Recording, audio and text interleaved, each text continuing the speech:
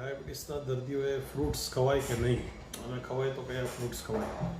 તો બધા જ ફ્રૂટ્સમાં શુગર તો હોવાની, પછી સંતરું હોય, મોસંબી હોય, કેળું હોય, એટલે આખા દિવસમાં કોઈ બી એક ફ્રૂટ ખાઈ શકાય અને બધે ત્યાં સુધી આખું ફ્રૂટ ખાવાનું, જ્યુસ નહીં પીવાના. ધારો કે તમે સંતરું ખાઓ તો સંતરું ખાઓ અને સંતરાનો જ્યુસ પીવો, અથવા મોસંબી ખાઓ, મોસંબીનો જ્યુસ પીવો. સફરજન, ચીકુ, કોઈ પણ વસ્તુનો જ્યુસ કાઢશો એટલે એના રેશા ગળાઈ જશે અને રેશા છે એ શુગર બહુ વધે નહીં એનું ધ્યાન રાખતા હોય છે. એટલા માટે હંમેશા ફ્રૂટ ખાઓ તો જ્યુસ નહીં પણ આખું ફ્રૂટ ખાઓ.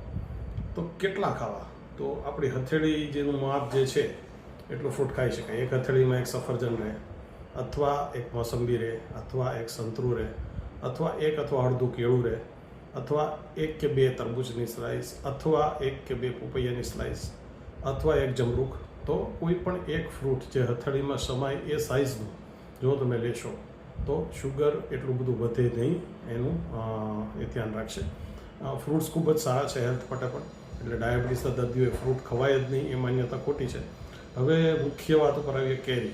તો કેરીથી પણ શુગર વધવાનું જ છે. તો કેરીમાં પણ જો કાપીને ખાશો અથવા ગોળીને ખાશો તો ઓછું વધશે, પણ જો કેરીનો રસ પીશો તો વધશે, કારણ કે એમાં પણ રેસા ગળાઈ જશે અને એમાં પછી તમે ખાંડ ઉમેરશો તો 100% વધશે જ.